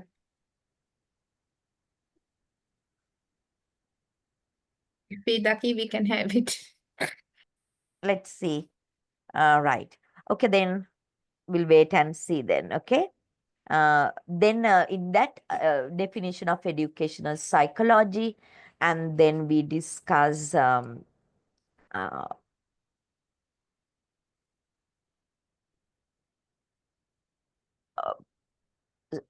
4 major schools of thoughts as behaviorism, psychoanalysis, cognition, and humanism, branches of psychology.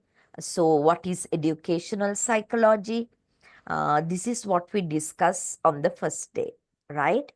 And then, oh my goodness, I don't see any of things happening. It's just blank. Let's see. There should be a line indicating, no? Right. And then, uh, second day, lifespan development. It's a big unit. In that, we discuss definition of lifespan development, factors affecting lifespan development, nature versus nurture, and then maturity versus learning. Kela. Then we learn aspects of lifespan development, cognitive, physical, emotional, social, like that. Okay. And then we learned uh, after the factors affecting lifespan development theories.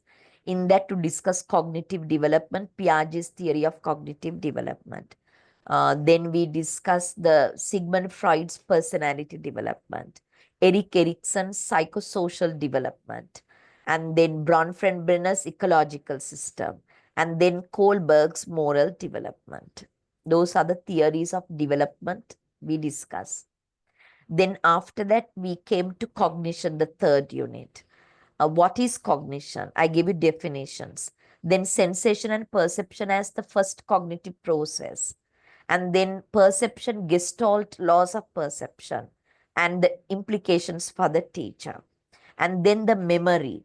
We discuss the stage model of memory referring to sensory memory, short-term memory, and long-term memory. And then we discuss forgetting by looking at Elizabeth Loftus and Ebbinghaus curve. And then we started learning. We defined learning by looking at the Woolfolk's 4 knots.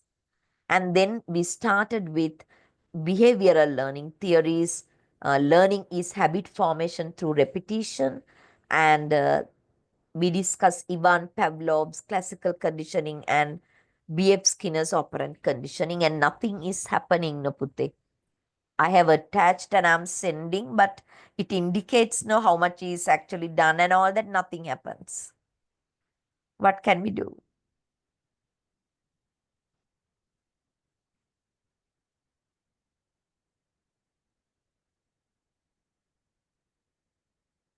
Hello. Madam, could you ask the coordinator to send those to us? I will. Right now, I will actually send him because I am using one Mr. Richard's email. So I don't have any other email, right?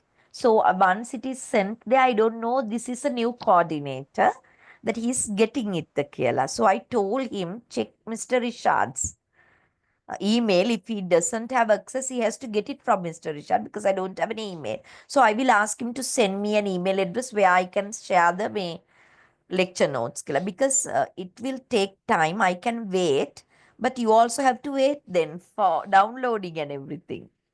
What do you think? But It's okay, normally, madam, we can uh, wait. you will wait now. I will actually wait and see whether it is sent the කියලා කිසිම දෙයක් it has to show no this much is actually done and all that. Nothing happens, but it seems that it takes a lot of time කියලා, but it's okay, right? I will wait.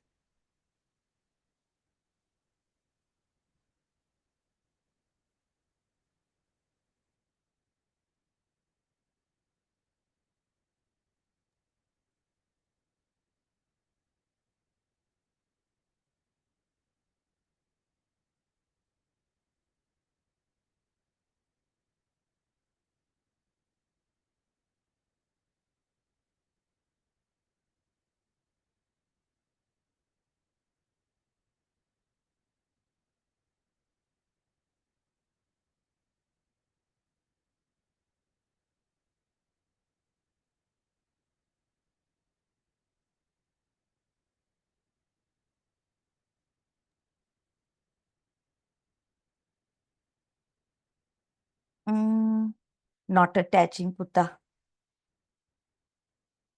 Ma'am, did you attach everything as a one Yeah, try it's or a zip. It's a zip file compressed okay. to one file. Oh, oh, Uh, then uh, definitely it will take a lot of time, ma'am. then I will tell you. I will send you one by one. Is it okay?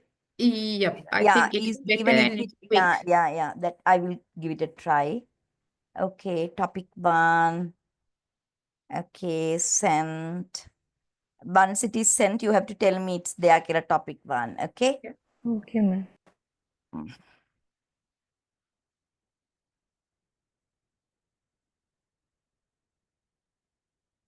Yes, ma'am, it's visible, Um, topic 1. We got the yeah, topic. now it is topic 2. Then let me see. Uh, go, go, go, go. Topic 2. Open. Send.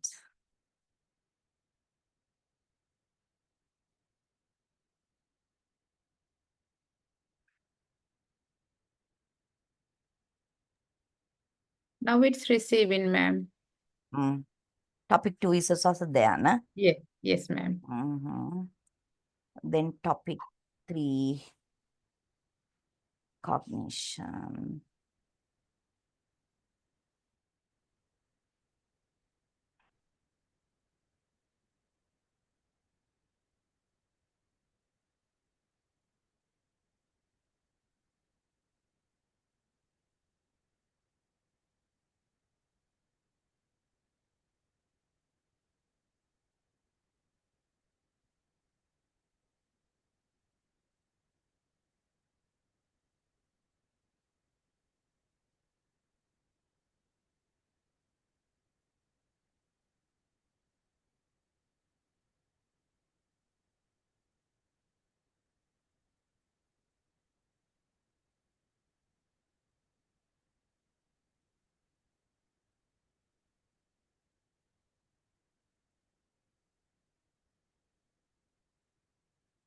You have received topic 3 as well, Yes, right? ma'am. Yes, ma'am. Okay. Now the topic 4 is also sent. Yes, we can see that one as well. Then I'm sending you the question bank I had. Test your knowledge and all the 3. Right.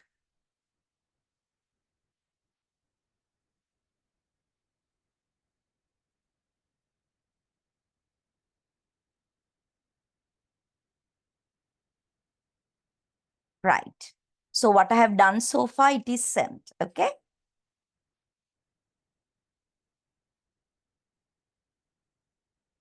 Okay, Yes, ma'am, we receive it. you can download it. No, if I end the meeting, you can't download. No? No, ma'am. So I will actually give you another 2-3 minutes. And it is 8:33, 9:33, 9:40. I will actually end the meeting. Okay. Okay, ma'am. You can download it. Go. And 9:40 I come and may end the meeting. Okay. Okay, ma'am. Thank you, madam. Thank you very much, ma'am. Okay, good night. And assignment, there are 4 topics. I will send you instructions properly. But until then, that you can select one topic and get ready for a PowerPoint presentation for 3 to 4 minutes. Okay. Okay, Okay. good Sure. night. Thank Good you. night, Good night. ma'am.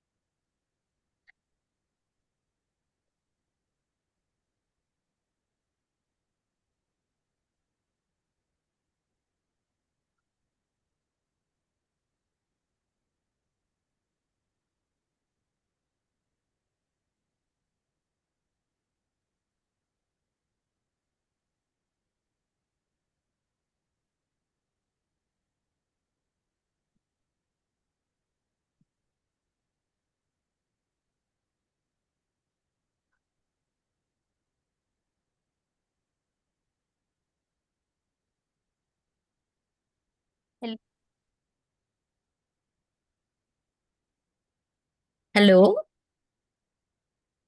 Can I end the meeting? We downloaded. I don't know the others. Still, you downloaded. Is Yes. there a possibility that you can actually share it with your friends? Are you in a WhatsApp group or whatever? Madam, we can't share anything because it's only admin. Uh-huh. Or Yes, otherwise, that there is another option as a like we can make a one WhatsApp group. I have all the files downloaded. I can share. But if somebody can make the WhatsApp group, so I can share that one. No, I will actually make sure that you will get it. Don't worry. Okay, ma'am. Right? If you could not download, I will make sure that I will actually send it through the coordinator. Anyway, I have to send you the assignment also. No? yes, Yeah. madam, Right. that's I will better. make sure. Right? Okay. Yes, ma'am. Don't Thank you worry very about much. it. And by tomorrow itself, I'm sending it. Okay. Yeah, thank you very much, Okay, ma'am. madam. Again Thank to you. the new coordinator by getting his email address. Okay. So I Madam, please. leave the meeting. Good night. Okay. Bye-bye. Bye. Bye, madam. Thank you. Good night. Good night, madam.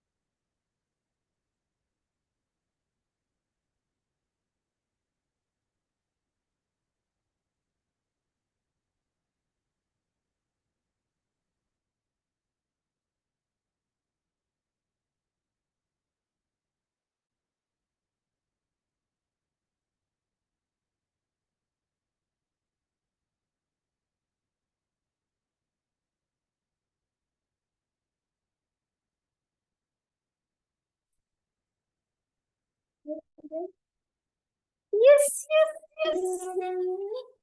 ඉතින් ඉන්න අය නේද? අර download වෙනවා කියලා දැන් download කරගන්න බෑ. දැන් මඩෙන් ගියට පස්සේ අපිට ඩවුන්ලෝඩ් කරන්න බෑ. Yeah.